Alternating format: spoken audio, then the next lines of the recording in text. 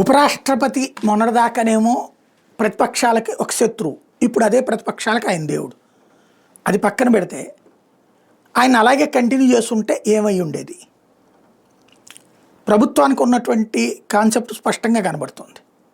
ఆయన జ్యుడిషియరీతో గొడవలు పెట్టుకుంటున్నాడు. ప్రభుత్వానికి అదో పెద్ద సమస్య. జ్యుడిషియరీతో వార్ చేయాలనుకోవట్లేదు ప్రభుత్వం, ప్రవాహానికి ఎదురేదాలనుకోవట్లా, ప్రవాహంతో సాగుతూ జాగ్రత్తగా ఒడ్డుకు చేరాలనుకుంటుంది. అది మోడీ సర్కార్ ప్లానింగ్. లేకపోతే అమెరికాతోనైనా గొడవ పెట్టుకోవచ్చు, లేకపోతే ఇంకోటితోనైనా గొడవ పెట్టుకోవచ్చు.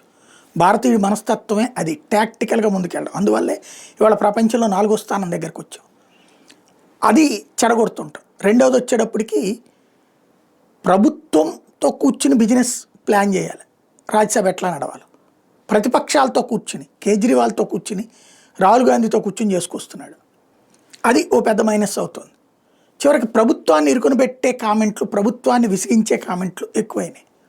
ఈవెన్ రివ్యూస్ జరిగేటప్పుడు కూడా ప్రభుత్వానికి వ్యతిరేక కామెంట్ చేస్తుండే. వాస్తవంగా ఇతను ఆర్ఎస్ఎస్ నుంచి వచ్చినోడు కాదు, ఫ్రమ్ ద బిగినింగ్. ఒకప్పుడు దళ్లో పనిచేశాడు, కాంగ్రెస్ పార్టీలో పనిచేశాడు.